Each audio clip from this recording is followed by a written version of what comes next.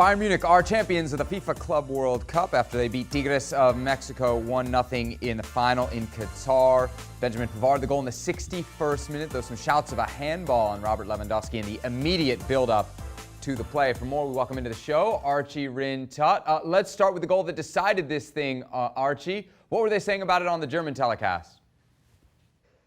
In Germany, they were saying the goal was okay, nothing wrong with it. But then again, you had a former striker commenting on it. So perhaps naturally he was not going to see much wrong with it. But according to the rules today, it struck Robert Lewandowski on the hand. And if that happens in the direct build-up to a goal, it should be disallowed. So technically, it was the wrong decision by the referee. And in the first half as well, the co-commentator here said he felt that it should have stood. That was the incorrect way to view it. The referee did get that one right. But yeah, if you look at the overall flow of the game, I find it difficult to argue with the result that Bayern deserved to win that tonight still. So this their sixth trophy in the last 12 months. They joined 2009. Barcelona is the only club to accomplish that. Bayern has put out some good teams of late, but do people think this is the best Bayern Munich we've seen recently? Since the team that won the treble, I think it's difficult to argue that there has been a better Bayern side since then. That they were able to do it without Thomas Müller, who tested positive for coronavirus today, and Jerome Boateng, due to personal reasons, having to fly back at very short notice.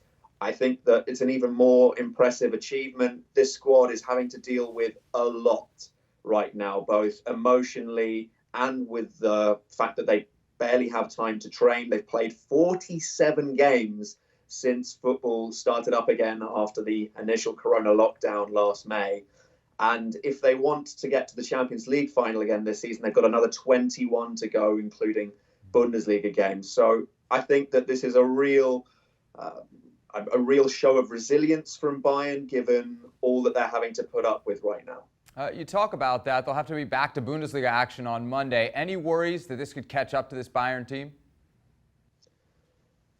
For it to catch up enough with them to lose the Bundesliga title, I just can't see that, because it requires a certain level of consistency from the teams behind them that we just haven't seen. RB Leipzig's Marcel Sabitzer said after their defeat away to relegation-threatened Mainz that was the sort of game which they had to win if they're going to be title contenders. And that's the problem. No team is as ruthless as Bayern are, even if they've not been as sharp at the back this season as we've been used to seeing them. But I think that's just a result of the ambitious way that they've been trying to play under Hansi Flick. And if you're not completely up to it physically, and indeed in terms of the combination play going forward, then things aren't going to be quite right. But you look at the firepower that they have still, the individual quality. And even if you can certainly sense Hansi Flick is not all that happy with every member of his squad that was brought in. I think he was happier with the treble-winning squad last season.